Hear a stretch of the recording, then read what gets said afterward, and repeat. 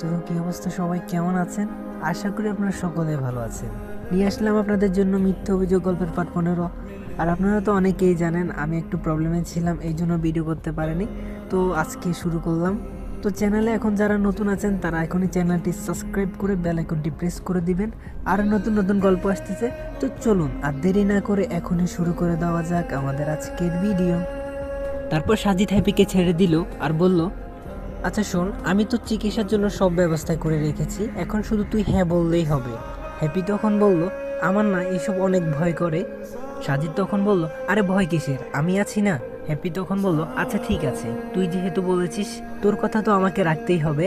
সাজিদ তখন বলল, সত্যি বলছিস তো? হ্যাপি তখন বলল, হ্যাঁ আমি সত্যিই বলছি। তারপর তারা দুজন শুয়ে পড়ে। এমন সময় সাজিদ হঠাৎ করে দেখতে পেল হ্যাপি আর নিঃশ্বাস নিচ্ছে না, হ্যাপির নিঃশ্বাস বন্ধ হয়ে গিয়েছে। সাজিদ তখন একটু খেয়াল করে দেখলো যে সত্যিই তো হ্যাপি তো নিঃশ্বাস নিচ্ছে না। তারপর সাজিদ হ্যাপির হাত দুটো ধরে দেখলো হাতগুলো বেশ ঠান্ডা হয়ে গিয়েছে।